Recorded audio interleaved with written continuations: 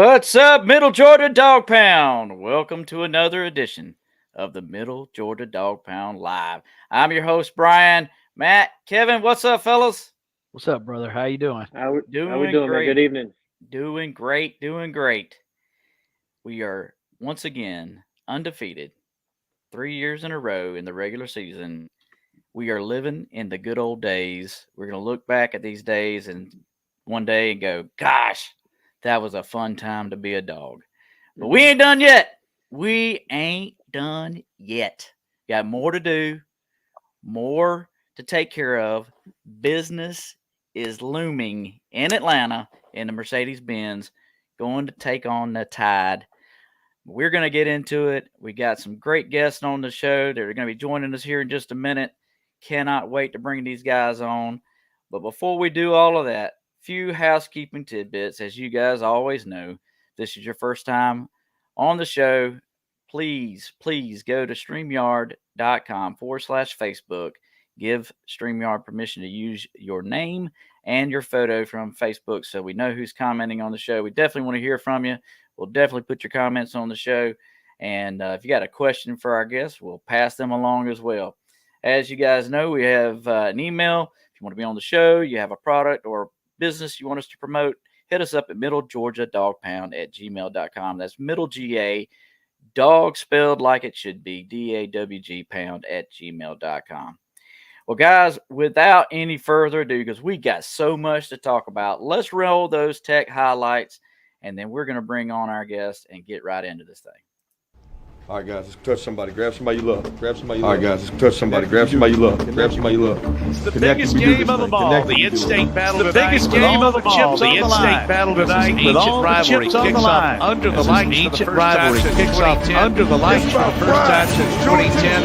It's about pride. The most disciplined team is always us. The Dawgs trying to keep that ultimate dream alive, and there is nothing that an improving tech program under the watch of Brent Key would rather do than spoil this dream run by the Bulldogs. Yeah, there's no doubt. I mean, Georgia Tech is going to bring everything they have tonight.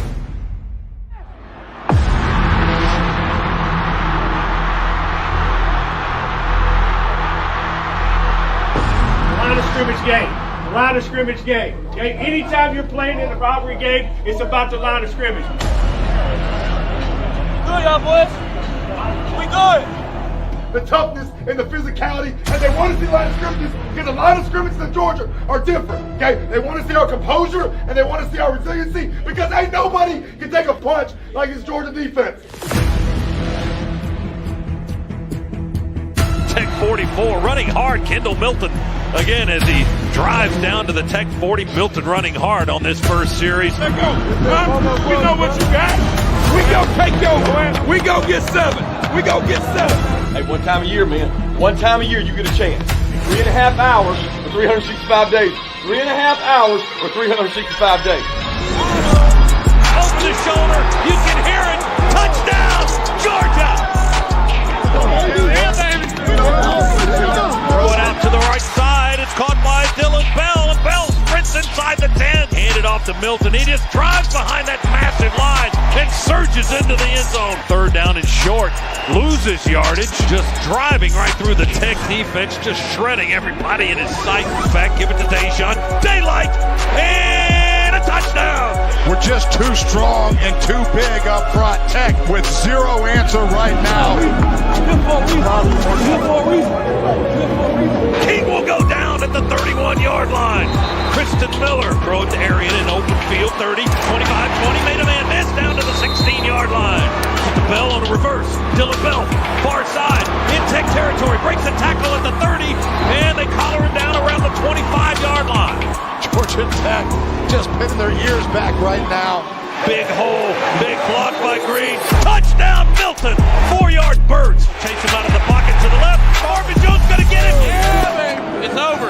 I'm 4-0, coach. That's what I'm telling you. Never take that. I want to go out, so I love you, coach. Love you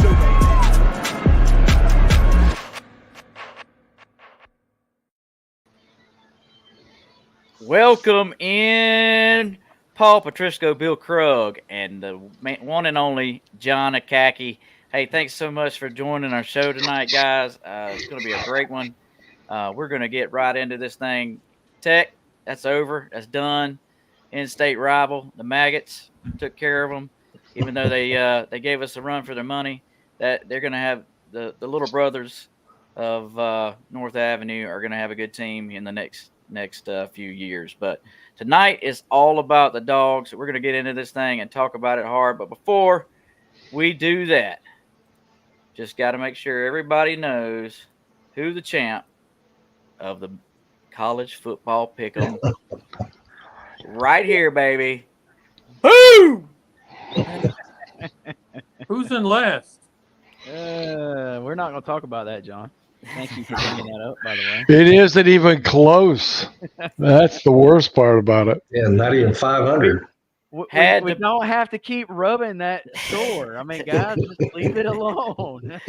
Had to pull out all the stops here for the last week of the college football regular season, and I got all 5 right. So how about that?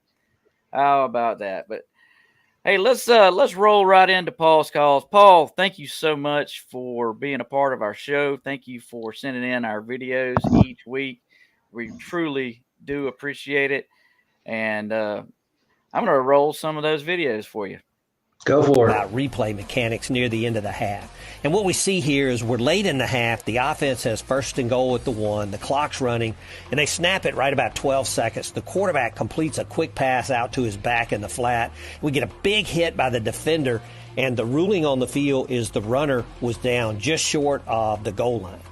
Now, it's very tight. Replay knows they need to review this, but they're going to be patient here to see if the offense can get another snap off. And we see that the clock runs out before the offense can snap the ball. So replay then can stop everything to review the previous play. And that's appropriate because the ball has not next been put in play, so the previous play is still reviewable. Now, as we go back and take a look at the play, we see from the end zone angle that, number one, he stretches the ball out. And from this angle, we can't really tell. It's very tight, but we can't tell if it breaks the plane of the goal line. We get a great reverse angle, but we're really blocked out. We can't see the ball. And replay is going to cycle through all the views, and really there's no good view to determine if the ball ever broke the plane. So replay is going to have to let this ruling on the field stand short of the goal line. Now, mechanically, replay, they know they have to review this, but if they stop the game immediately here, it will advantage the offense by letting them have another play. So replay is to be patient, and if it appears the offense will get another snap off, then they can stop the game right then.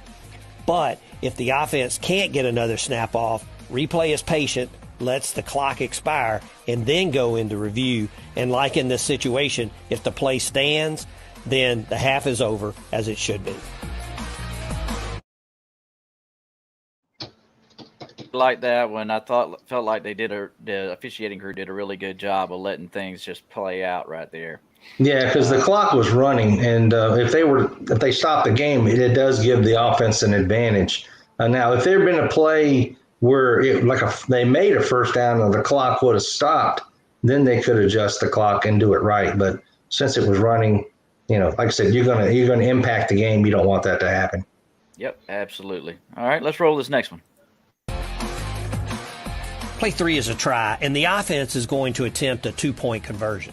Now, the quarterback takes the snap, surveys the field from the pocket. He extends the play, continues to extend, and finally throws the ball back cross field, and it's caught by receiver number 8 for a successful 2-point play. Now, as we go back and take a look at the All-30 camera, we see that receiver number 8, he's going to go out of bounds, but he returns back in bounds and makes this catch.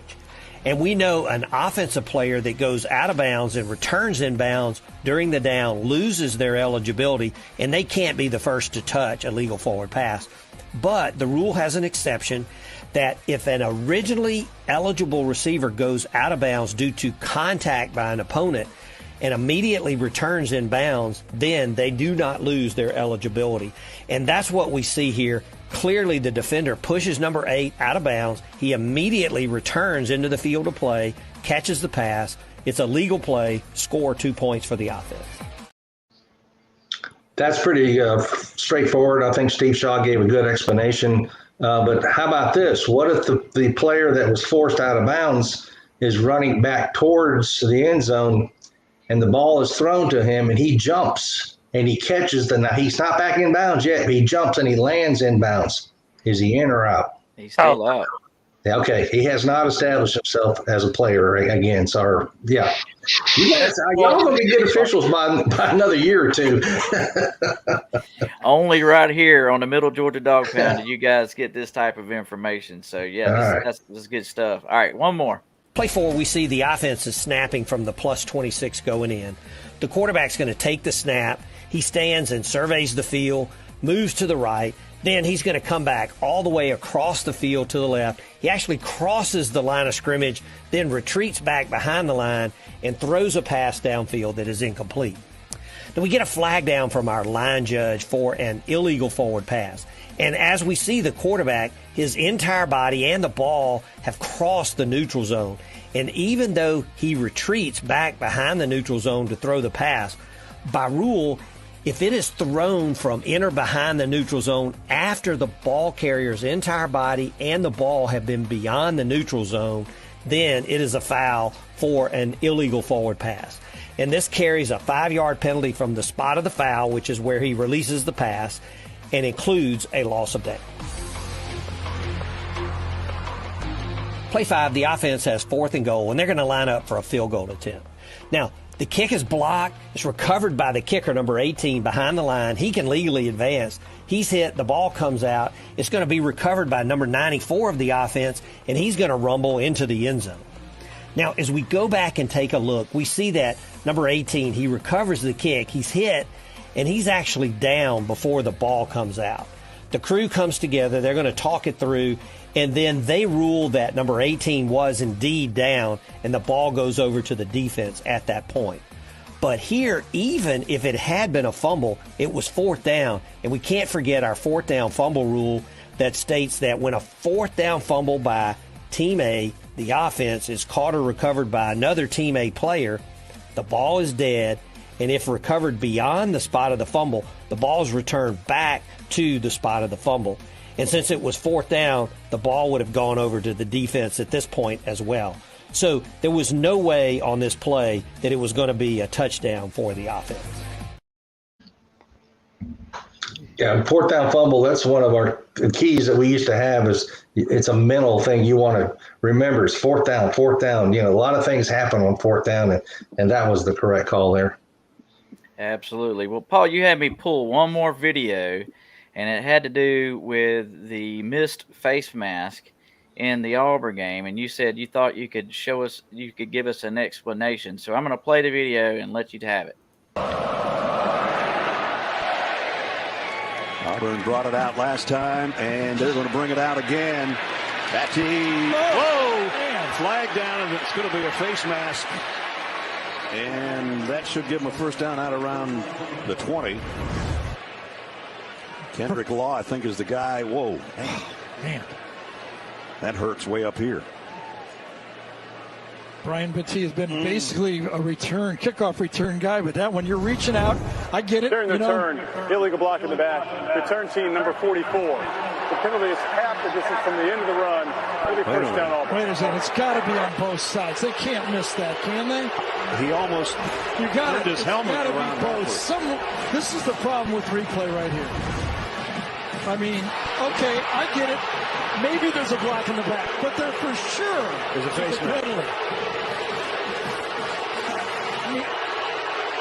Gene Steratore is with us. I mean, this is as blatant as you're ever going to get. Man, that is frustrating. It is, guys. And you know, what you're hoping is one official is looking at the runner, action on the runner. The referee in this case behind the plate, he's looking at the block. All right, so you heard Gene talking about who's looking at what. And in my opinion, what happened is that they always want a number. In other words, when there's a foul, that's one of the big things they want now. Who did it? Well, if you recall, when that play happened, there were 2 flags that came in. One from the live judge on the pylon and one from the referee who was deep. They both called the block in the back. I guarantee you what they were doing, they were looking for the number. of the offending player, and subsequently there was the face mask. So, the cardinal sin or the rule is do not make the call unless you've seen the whole play. And then the other officials are too far away. They can't tell. It's not illegal to touch the helmet. It's not illegal to touch the face mask. If he'd have had him on the forehead and pulled him straight back, there's nothing wrong with that. But the other official was too far away to see if it was the actual face mask, in my opinion. But the other two guys were looking for a number, and they missed the call. Hey, it happens. That one thing is for sure, that even these officials are human, right? Well, exactly. When the players are perfect and the coaches are perfect, then the official will be perfect. But that's never going to happen. Paul, I got a question. Yeah. Does the block in the back take precedent and nullify the face mask? Well, what would have happened, you'd had offsetting. So you've got a foul on the receiving team and you got a foul on the kicking team. So they'd offset and re-kick. Okay. I got a question for you, not to do with that play. Go back to the throw past the line of scrimmage. Okay. Did you see anything else in there on a replay? Oh, no. Or were you like all the other officials that missed 3 offensive linemen downfield well beyond 3 yards before he even backed up? Yeah, no, there was 3 of them at 5, or there was one 7 yards downfield, and they never called any one of those. I'm going to tell you why that wasn't called. Because they're looking at the quarterback. The only way you can have ineligible downfield, which that was the case, is a legal forward pass. That was not a legal forward pass. So there's no foul. Right. Plus, you got a rover out of position, thinks he knows it all. Good deal. Hey, anytime they throw a pass, I don't care if he's past the line of scrimmage, behind the line of scrimmage. If you got a lineman 7 yards downfield, another one 5, and another one 4, it should be thrown. Yeah. Period. But in the NFL, it is. Yeah, in the NFL, it is. So anyway. All right, guys. So, hey, this is our officiating crew for the SEC championship. Paul, anybody stick out to you? Anybody you know in this crew? I've worked with 2 of these guys. Well, Russ Pulley, the umpire, I was on his crew for many years. Russ is a seasoned official, very good rules guy. That's why he's in the game, to make sure that the referee doesn't make a mistake on the administration of the penalties. But Russ will do a good game as long as he can stay out of the way. He's getting old and he can't move as quick, but he's a good official. Mike Taylor has been there a long time, a line judge. Now, I've never worked with Mike because I was a line judge, but seen him work for many, many years, and he's solid. I don't have any reservations with him. And then the other on-field guys, I really don't know. I've been out of it for only 3 years, but there's 6 guys that I couldn't tell you anything about. That just tells you what's happening with the SEC officiating. There's a lot of turnover. Yeah, absolutely. The only one that I recognized, and we talked about this before the show came on, was the replay official, Mitch Wilkins. He did do the replay for last year's SEC championship and thought he did a fantastic job in that game. Yeah. But to say something about, maybe why these guys were chosen, you would think in theory that they'd be the best available, but that unfortunately officiating is very political, and I don't care what level of football we're talking about, NFL down to Pop Warner. A lot of it is personality, and a lot of it is, right place, right time, so to speak. But hopefully, the good thing about this, though, that usually the bigger the game, the easier it is to work. And the reason I say that is because both teams have worked hard. They're well disciplined. They're in there for, they do what they need to do. And there's none of this ticky-tack stuff that goes on. And like I said, that makes it a little bit easier to work the ball game. Absolutely. Well, we did some research. So this is Kyle Olson. Feel pretty confident this is going to be our referee, white hat for the game. Could find absolutely nothing about him other than the fact that he was originally from Crestview, Florida. I don't know him. Yep. So that we have no idea what college he went to, any sort of ties. The only thing I know is he still lives in Florida. I think Niceville, Florida, is where we had found he still lives. But he pulled the majority of his Facebook photos down last night after they were announced as the crew. So for whatever that's worth. Well, guys, let's get into this thing, man. Let's talk about Alabama and what we've got to do to overcome the Tide. And before we do that, let's run that SEC championship game trailer. SEC championship game. SEC championship game. Georgia, once again, is waiting for Alabama. Georgia, Alabama. This is a matchup of two of the most dominant programs in college football. It's definitely shaping up to be a really compelling SEC championship game. The game of the year is at hand. You guys earned the right to be here today. This is our house. This is our state. And today, it's about us and how we play. Put us in prime time because people wanted to see what the next episode looks like. And our tale just keeps getting better and better. Okay, and they ain't seen our best yet. They ain't even seen close to our best.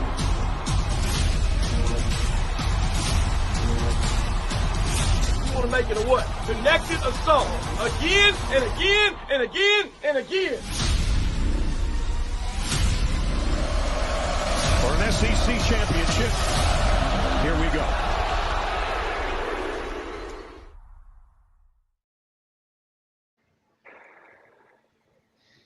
Good deal, man. If that doesn't get you fired up, your wood's wet. That's what I always say. So Big Al. Hopefully he's a Big L after this week. Big Al is the mascot there. Not a lot to say about him. So moving on, Matt, we'll let you jump in here. Talk to us a little bit about what offensive players we've got to watch out for, and then we'll have Mr. Krug come on and talk a little bit about what our defense has to do to stop the Alabama offense. So, Matt, take it away, buddy. All right, everybody. We'll start out with some basic overall team stats, and then we'll kind of work into some of the players that we're going to see on game day. So, team stats here. The passing offense for for Alabama is number 57 in the country.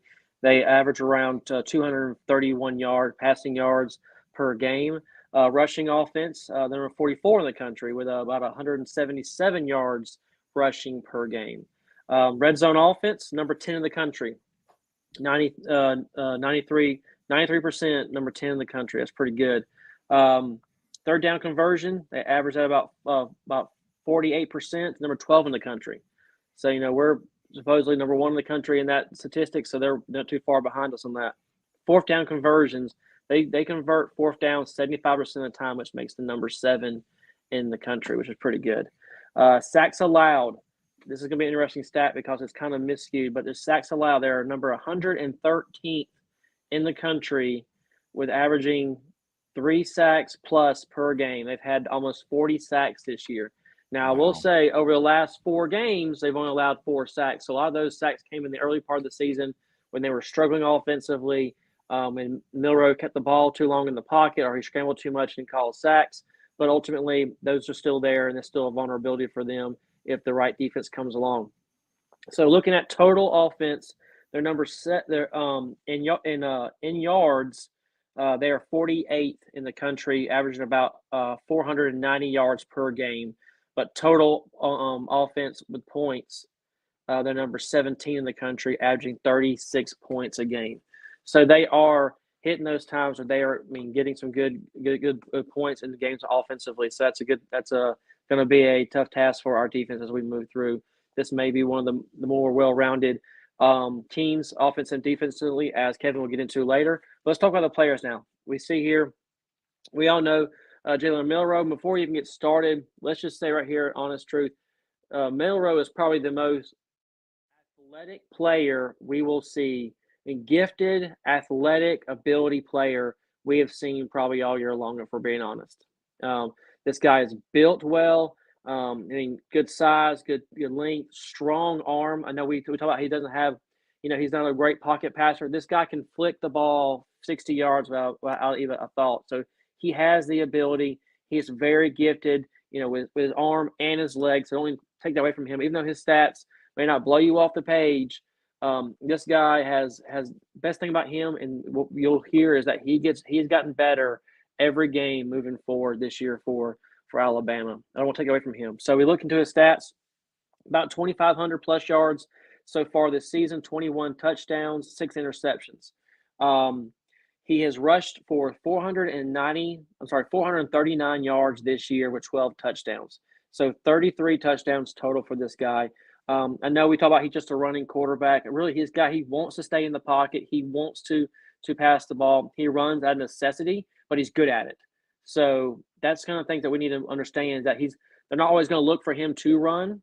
He is their third leading rusher, but he is not like drilled into, I'm going to run. A lot of the early running was out of necessity because his pocket broke down, and because his offensive line was causing him so many sacks, he had to run for his life. So don't get that wrong. He can run. He is a gifted athlete, but he wants to stay in that pocket. And some of that problem is that he stays in the pocket sometimes too long. He holds the ball, I think, for an average of 3.5 seconds, which is not good. If Georgia's coming after you, you better get rid of it quicker than that, or you will accumulate more sacks. As we get into our running backs here, we have McClellan and Williams. I have right here. We've heard the grapevine that McClellan's injured, that he may not play. I think he'll play. I think he's kind of like some of our players. This is the big game. You kind of put aside some of your hurts and ails unless you're just completely not able to go. So we may see him play. We may not. If we don't, we'll see some of those fourth and fifth leading rushers come in, like the Haynes recruit, and that we had old legacy we had from our day as well. But here we got McClellan. He's got 803 yards, 6 touchdowns, averages almost 5 yards a carry. He's had 200-yard rushing games this year. He's also got 126 receiving yards. So he used a lot around the field. Same thing here with Williams. Williams got almost 500 yards rushing, 4 touchdowns, averages 5.3 yards a rush. He's had one 100-yard rushing game this year, and he's only caught about 50 yards passing for 1 touchdown, but still used a lot. So, said the third leading rusher is going to be Milroe. So those are their leading rushers for them. If McClellan can't go, they'll see some other guys who have not had as much experience this year, who only, I think I average those guys out. I think they're averaging only like 20, 30 rushes this entire year between them. So that's not what they want to do. They want McClellan to go so they can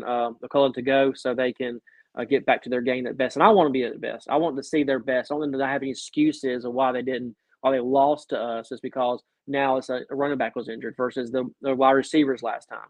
But as we get to the wide receivers, let's go ahead and get to them. I got 2 main guys I pulled out of here. One you'll know, a very familiar face here, Jermaine Burton. He's the only guy, y'all. Y'all can see close to the screen. He's the only person, all the pictures, that has his tie unloosened like a trash. Oh, God, gets my nerves. Everybody else has very cleaned up, good together. This guy undoes his tie and it's like open collared, just lays it. That's a daisical, but that's a different story for a different day. But 749 yards. He's been with them this is their second year with them. 7 touchdowns, 22 yards per catch, 3 100-yard games. He really struggled last year a little bit at best for them, but has come on this year being their lead receiver. And what he wanted ultimately was to be the number 1 guy, which is what he is for them. The next guy with them though is Bond. 542 yards, 4 touchdowns, and he's averaged about almost 14 yards a carry. These guys, the best thing about Bond, he is a speedster. This guy has a lot of speed, can get open in space, is what we're going to have to really combat against, is not letting these guys get into open space like we've seen in the past in some Alabama games we've seen. We need to stick close to these guys, really put pressure on that quarterback and make him throw balls into tight windows, which opens up times for us to get sacks or interceptions with our good defensive backs there. As we get into the tight end, Nablack here is a really good weapon for them as well. They like to see him a lot. We'll see him catch plenty of balls coming this Saturday. 304 yards, 4 touchdowns, averaged almost 17 yards a catch. So he's also another weapon. My last guy here I'll feature for you guys is their kicker. I know y'all keep saying, why you keep talking about his kickers? Well, their kicker here, he's 18 for 21. He's only had 3 misses this year, and all of the misses have been between the 40 and 49 range. We're like, well, that's good. Well, all the ones he's had 3 field goals over 50 yards, he's made all 3 of them. So in the past, where we said, okay, the field goal kickers can't make anything outside of 50, they'll end up punting or they'll go down 4th down and we can get turnover on downs. This guy has the ability to make those 50-yarders. So that's still a weapon for them. But as we see these things here, when they're in the red zone, they can score. We got to do what we did with Missouri and keep them out of the red zone. That's how we can really impact this game. Let them kick field goals and not put in touchdowns. Other than that, I'll give it over to Bill. Hey, one of the stats I wanted to ask you, did you mention on Milrose's long ball capability, his numbers? Because he's actually a better long ball thrower. He's averages over 55% on completions of 25 yards or greater. He's not that good at the intermediate and lower ranges. That's one of the things I've noticed, because I agree with you. He does not scramble very often. When he does, he's dangerous as hell because of his size. He can break tackles. He's got excellent speed. But if you watch him Saturday, he will take the snap and he won't budge more than a yard or two from the one spot the entire time, unless he finally pulls it down because he's forced to pull it down. He doesn't drift to the right or drift to the left. He is stationary in one spot. So there's where we have that chance if we get good pressure. And they've got a freshman, I think it's a left tackle. That's their weakest player on their offensive line, is that left tackle. If we could get that blindside pressure, we have great opportunity to put that kind of pressure on him. And because we got excellent defensive backs, I just hope we can cover the deep balls, because that's when he's more dangerous. I don't fear him on his shorter, because I don't think he does a great job going to the second or third receiver. And they simplified their offense, because remember, he started the season and bombed early, and they went to a secondary quarterback, and they had to come back to him. And they realized he's not a RPO kind of guy. They don't really do RPOs. They run the RPO plays, but they've determined he's really going to be running it before the play even starts. They know he's faking the handoff and he's running it, or they hand it off, or if he does not hand it off and run, he's going to pass. It's all predetermined. It's not like a lot of other teams where that RPO could be any one of three. He can't handle that. That's why their offense began to play so much better, as they took a lot of that stress off him and found out that he's a much better quarterback when he does a specific thing one way or another. Now, that being said, my fear is they're going to definitely design some quarterback draws. And I don't blame them after last week and previous weeks.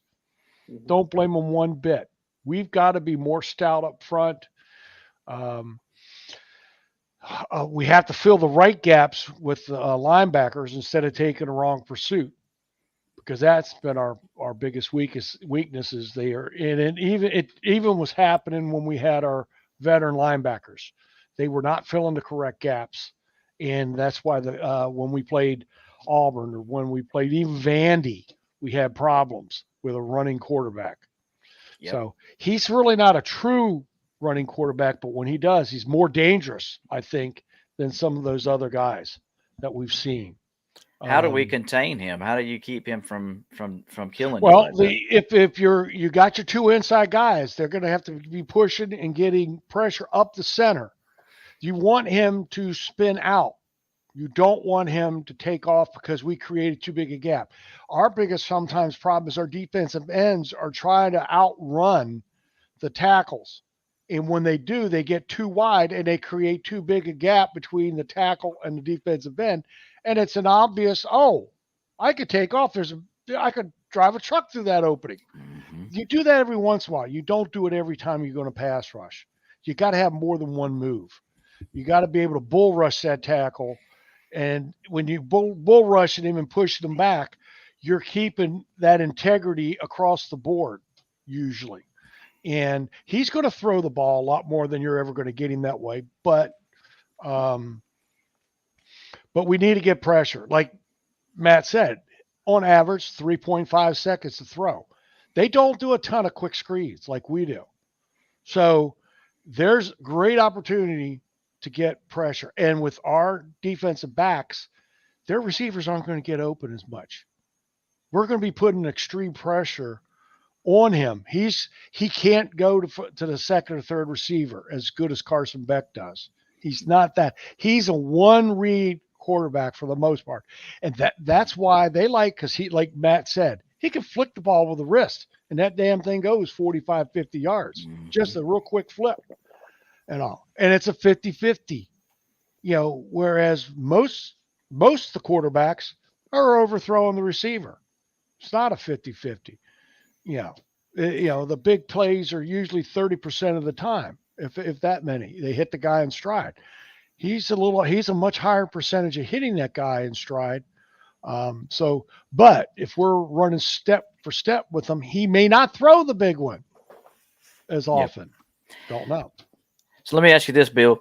So the last time we played Alabama, you had Mechie and Williams as the two receivers, and those much more fearful guys. Much Absolutely. more fearful guys than what they got now. Compare apples to apples. How does that compare to who we have on the field for receivers now? I mean, Burton's not a bad receiver, but he's not a burner. So I don't fear him from far as running away from us. If our secondary guys are playing him one-on-one, they'll run with him easily. Now, the other guy that you were talking about, Bond's got some speed. You're just going to have to be more cognizant of it and don't let him get behind you. But Bond isn't as good a receiver as Burton. Burton's a much better receiver overall. But I don't fear Burton. Why do you think he wasn't number one for us? Because he was a good receiver, but he wasn't the best one we had. Yeah. And so they mixed him in, and 33 catches to me is not a number one receiver for a team that throws as much as Alabama. It's a good season, but it's not what Mechie had. It's not what Williams had. It's not what previous number ones that Alabama's had. They've had to do what Georgia did, spread it around amongst all their receivers, because there is no great receiver like what they've had in the past. They're missing those great wide receivers. They still got good ones, but they're missing the great ones. Niblick, I tell you, Niblick, the tight end's good. So that's who they might try to go to. Paul, do you want to add something on on Georgia's defense? What we have to do to improve and be ready for this team? The only thing my comment is, Bill knows 10 times more than I know on this stuff, but it seemed during the Tech game that the reason we won that game, in my opinion, is we just had better athletes. I think Tech had a better game plan, and it was very obvious to me watching our linebackers just flat-footed and not real sure which way to go or what to do. So I really think that's to win against Alabama. They're going to have to play better and have a better game plan themselves and get the linebackers, because we have great athletes. My God, we'll stay with anybody. But that's my only comment. It just seemed like they weren't prepared as well. But on the other hand, too, want to do conspiracy stuff. Maybe they did that on purpose, and just to not show Alabama anything. I don't know. No, I don't believe that, Paul, at all. I hope so. But I understand what you're saying. But you think about it. Tech ran an old school offense. Yeah. And it basically is like an option offense. We don't see that very often. And so you don't practice it against that style offense. Now, I have been to practices when Tech was running the wishbone a few years back, and Kirby was still there. Kirby all year dedicated 15 minutes at the end of a practice just to go up against Tech's offensive option game. Well, they haven't been an option team for 5 years now.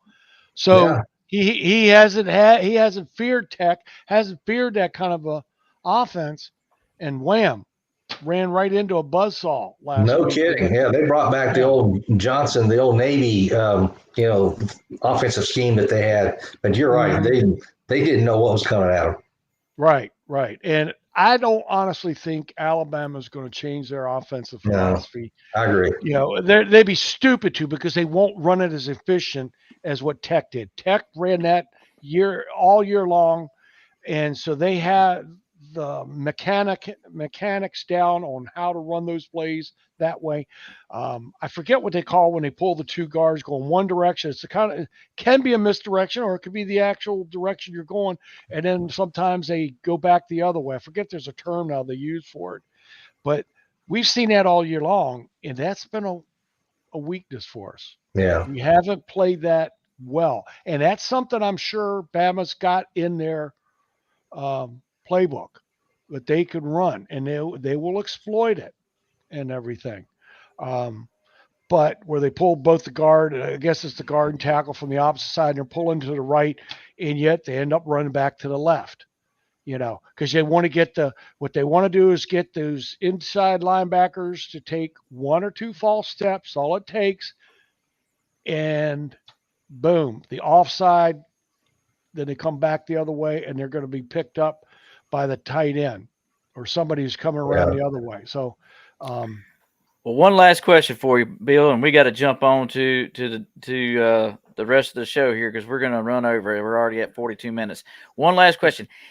Other than Jalen Milroe, is there anybody else on Alabama's offense that you feel like that our defense does not match up well with? Matt, you? No, to be honest with you, so. Niblick is the only other guy that I think that might have a chance at hurting us. I don't really think I'm not afraid of their wideouts, but Niblick, the tight end, is a good tight end. He's not like Darnell Washington. He's built more like Brock Bowers. Right. He's even lighter than Brock Bowers. So he's and that's what Alabama's gone to, is a guy 6'3", 235 range. They want one that can run like a gazelle, and that's what he emulates. Is that light? Yeah. Somebody that can sneak out of the backfield, just like Vanderbilt did, just like Missouri did, and just like Tech did this past week.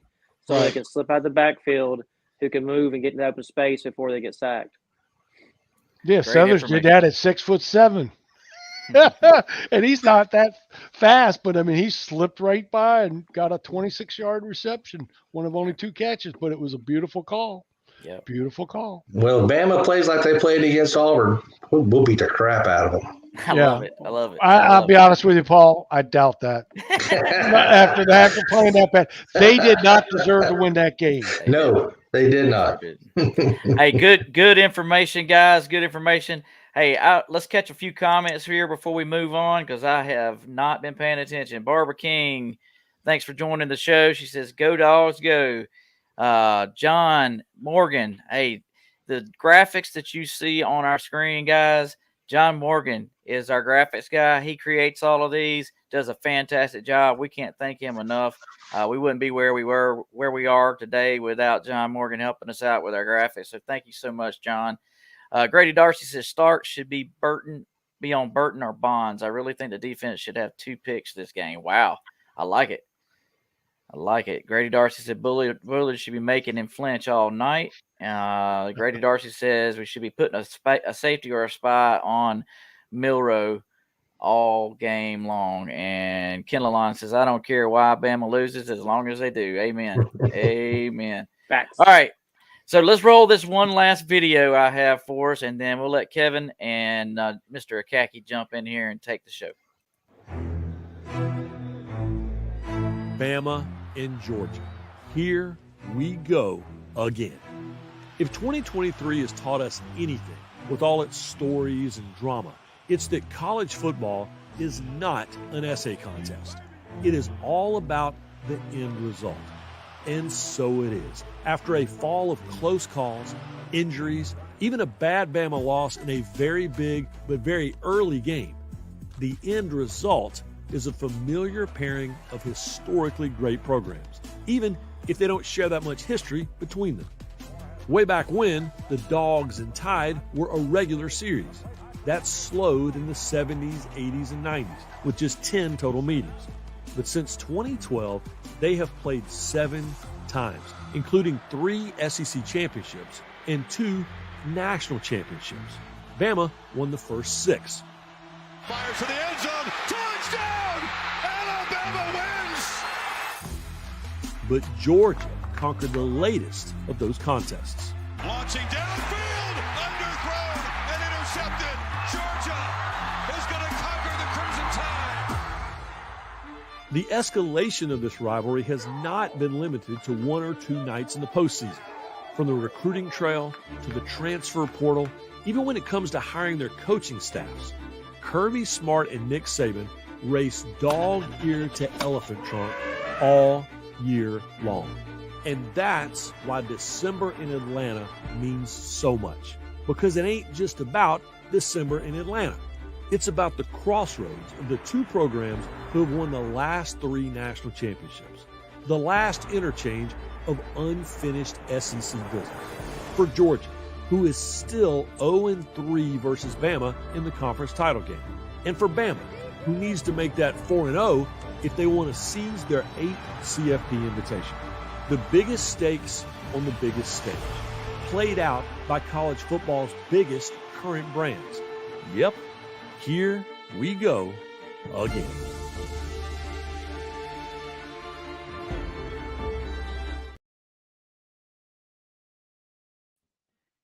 All right. To jump into this defense right here. But before I do that, I've got to tell John, Bill, and Paul, thank you so much for being on our show. We love what y'all do for the Middle Georgia Dog Pound, y'all's input, y'all's insight. We really, really appreciate it. And I just wanted to say personally, thank you for being on the show with us. All right, to jump into this Alabama defense, this is the number 17th ranked defense in college football right now. They're allowing about 313 yards per game. That's 184 yards of passing, 129 yards of rushing. And they were going to be going up against the the number 6 ranked offense in Georgia, which is averaging about 496 yards per game. This defense is number 9 ranked in sacks per game for this year. They have 36 sacks total. They're averaging about 3 sacks per game for 252 yards. So this is a little bit of concern, a little bit of a challenge for our offense. I think our offensive line has stepped up their game as the season has gone along, and I think this is going to be a great challenge to see how they go up against this defensive line, just based off of the sack numbers that I see here. The first player I want to highlight is Justin Eboigbe. He is a senior. He is actually a 5th-year senior out of Forest Park, Georgia.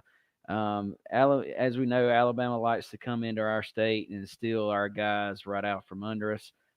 It's what they do. This fella here, he is number 4 in tackles this season with 56 total and 23 solo tackles. He is 3rd on the team in sacks with 6 sacks for a loss of 40 yards. He has 1 pass deflected. This guy is a key piece of the Alabama defense. He has seen starts in every season since 2019. He even played in the 2021 SEC and national championship games, both against UGA. Secondly, the next player is Dallas Turner. He's number 15. He's a linebacker. He's a junior out of Florida. He's number 8 in tackles on the team with 46 total and 23 solo. He's number 1 in sacks with 8 total sacks for the season for 61 yards. He has 1 pass deflected and 2 forced fumble. He's been playing, his playing time every season since 2021, both in the SEC and national championship games. He has combined with had combined 3 sacks against UGA in those games alone. These are just two here that are a real force on Alabama's defense that we're going to have answers for. Thirdly, is Caleb Downs, is a DB. He's number 2. He is actually a freshman out of Georgia. He is number 1 on the team in tackles. Yes, I said it. A freshman is number 1 in tackles with 95 total tackles and 60 solo. This kid is all over the field. He is there to find the ball and to make a play. He is second. He has 2 interceptions for 11 yards, 3 passes deflected, and 1 forced fumble. He was the number 1 player out of Georgia in the 2022 class, and it shows all over this field. He's going to be there to make a play. I don't know what answers or who he's going to be covering, but you're going to see this guy on the field making plays. Hopefully, we do not put the ball up for this kid to make a play on it. He is like I've highlighted, he is a true unique player overall. There were many, many more that I could have highlighted. I was just trying to keep it short and brief. These are just 3 you're going to have to watch out for. This is Alabama's defense has what's kept them in a lot of games this season. It has not been their offense. It has been their defense. So if we can find answers to circumvent their good defense, I really feel like that Georgia will come away with a win. I like it. Mr. Khaki, what does Georgia have to do to attack this defense of Alabama? I looked over common opponents, and I looked over the Auburn, the Tennessee, the Ole Miss, and I think there was one more common opponent in there. I can't remember what it was. But, we played Missouri, and I consider Alabama's defense very much like Missouri. They're good in the trenches. They're pretty good outside on the ends. And I think our offensive line will handle Alabama pretty well. If you've noticed, the last 3 games, our running attack has gotten really going. And we're pulling people on RPOs. We're doing some sweeps. We're doing counters. And our offensive line guys are at the top of their game. Remember this. We've got 3 guys that are looking to have NFL film in Truss and Van Pran and Amarius Mims. Those 3 guys are on the top of their game. If you've noticed, they are making pancake downfield blocks. And I do believe Brock will play. I do believe we're stronger up front in the trenches. I do believe our receivers are better. I do believe we're 10 points better than Alabama, and maybe even more than that. I do think we're going to beat them. And I do believe McConkey will probably play, and Milton will have another good game. And I just hope Bobo doesn't go vanilla. I hope he does what Monken likes to do, hit the seams. Now, Arnold, their D-back, has got 5 interceptions. Downs has got 2, and Kool-Aid. Those 3 guys are pretty darn good. Kool-Aid's a first-rounder. But I think we're going to have the edge on offense. I think our offensive line and some of the secret juice that I see on that team is these young guys like Green and Micah Morris. They say Micah Morris is the hardest hitting guy at the point of attack that they have on that team. They say he is unbelievably strong. And Green's starting to look good also. If we keep Dallas Lee off of, isn't it Dallas Lee? His name Dallas Lee? I believe so, yeah. I think that's Dallas. You talking about Dallas Turner? Dallas Turner. If we can keep Dallas Turner off of Beck, I think we'll be fine. Also, if you've noticed in these last few games, Beck is doing a little lateral sidestep to get himself a better passing lane. Mm-hmm. But I do see us really winning. Backs out of the backfield, downfield blocking, and I do believe Brock will get the ball a bunch. But I think Saban's smart enough to know they're gonna watch Brock Bowers a lot. He warmed up against Georgia Tech. Straight line speed, he looked great. I thought he was going to play. But I just don't know about McConkey, but I got a feeling he's going to play also. Ratledge will play. and Fairchild's another guy on the line. And then as far as Ra, he may not play, but Dominic Lovett, Rosemary Jack Saint, Arian Smith, we've got Dylan Bell. I mean, all these guys are really excelling. I just think we've got the advantage in this game. That's what I see. I love it. I love it. Yeah, I heard today during the press conference with Saban, he said that Jace McClellan, the running back, was questionable, and that at this point they do not know that he is going to play. So that'll be something key because he is their top producer in the running game. That is for He sure. wasn't a boot. You're right. He wasn't a boot, and that's sometimes precautionary. But remember, Alabama with Dallas Turner and their linebacker, each of them have 8 sacks each. So those two guys are the ones that are going to target Beck, and we just got to get Beck protected. And Beck is in the cool. And by the way, I think this can be said.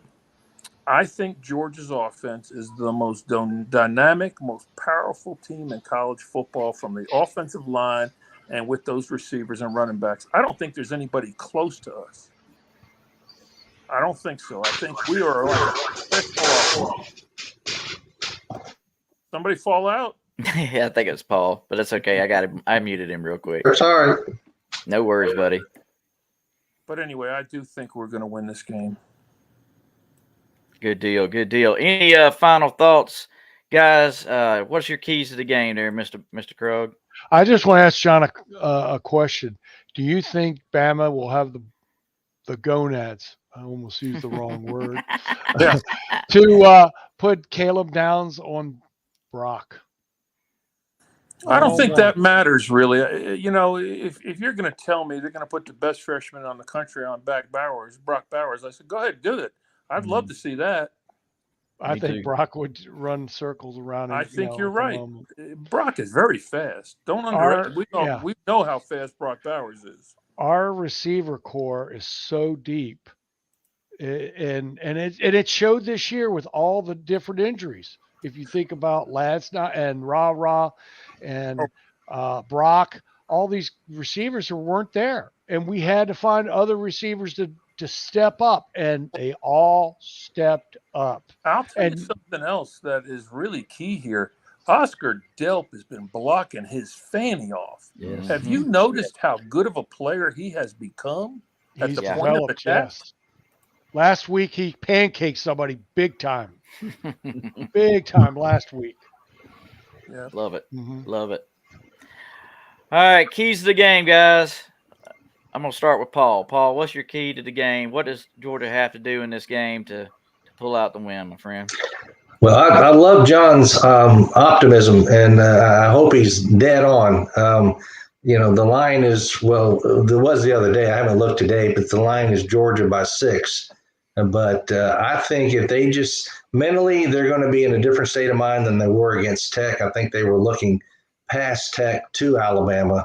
You know, they've been looking for them all year long. So I think they're going to go in a different ball team.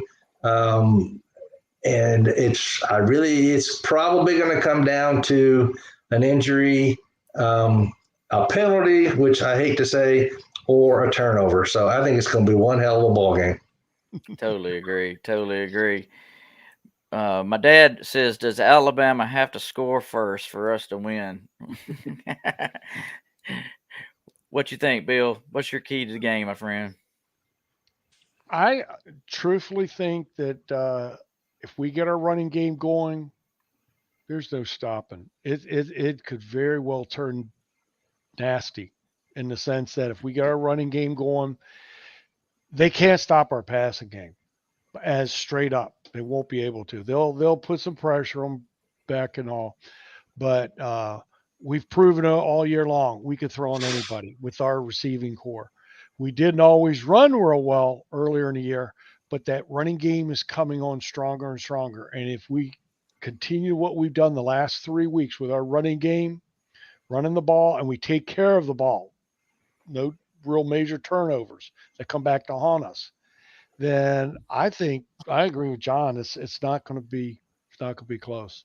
I love because they don't have the offensive firepower they've had in the past. They still have a good defense, but they don't have the offensive firepower to stay with us. On those common opponents, we've outgained in those games. We've outgained Alabama's offense against those 4 common opponents by roughly 130 to 150 yards in total offense. That's a lot of game, but I honestly don't see Alabama hanging in here. I just don't. You talk about the gain. It's time of possession too, John. Right. That extra gaining is also time of possession. Yep. Alabama has less of it, and the more you have of it, that's why in the old school run, if you could run the ball well, you control the clock, you wore down the other opposing defense. One last comment. I don't think Alabama can score 30 points, so I think we can score 40 or 35 or 33. I still think we win. Right. I like it. Grady Darcy says Edwards and Milton will hit 150 rushing yards. I would love to see that happen. And he said, look for Dylan Bell and Arian Smith to get some good yards as well. Yeah, I think we definitely need a big game out of Arian Smith. He's got to prove his worth. Overdue. Overdue. Absolutely. Well, I can tell you one thing, guys. I'm as nervous as a cat in a Chinese restaurant. Get you some Imodium. Real darn nervous. Jeez. I'm telling you, it's just I know that this team is better. You guys have laid it out there. All the numbers point towards Georgia. It's just something about Alabama, man, that always just gets us. No, don't say it. It's our time.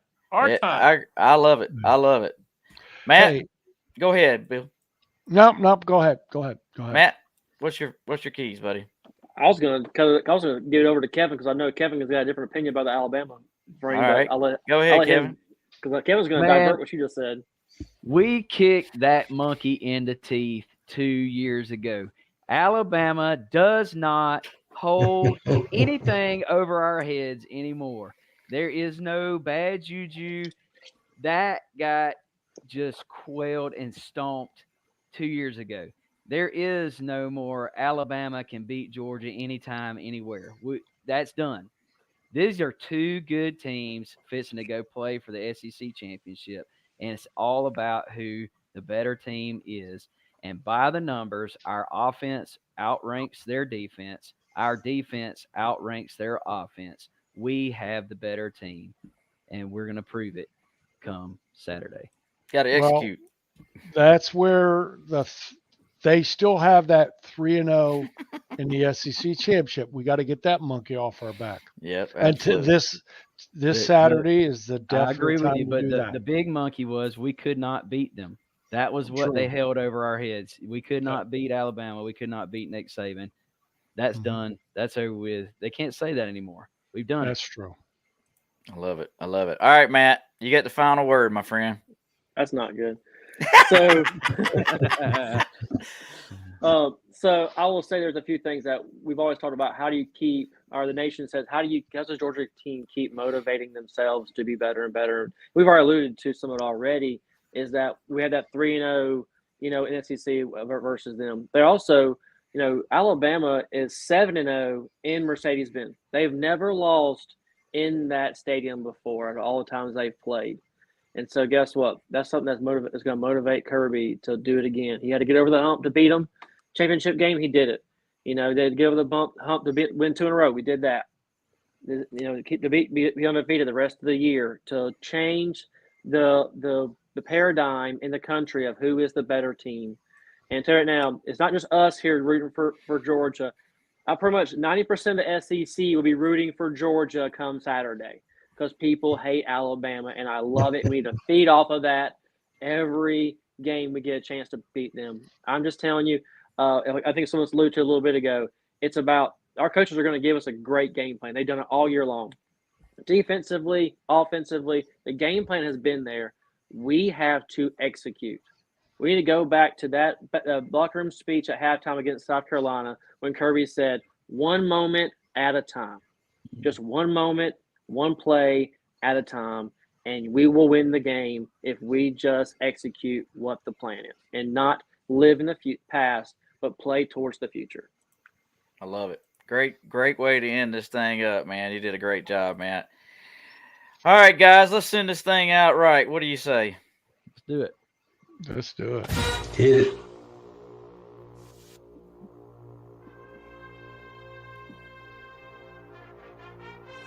Well, we got one more time, guys. One more game. One more game. Yep, And the 3 more Mercedes-Benz. games. Well, we're going to go one more game. No, we only take one. One at a time. One at a time. This is the one right here, guys. And we're going to take it home and bring back the win. And I cannot wait to be back on here next week talking about a huge win in Mercedes-Benz. I'm Brian, Matt, Four Finger Wonder, Kevin, and our DGDs, John Akaki, Bill Krug, and Paul Patrisco. I'm Brian. Go Dogs! Go Dogs! Go Dogs! Go Dogs!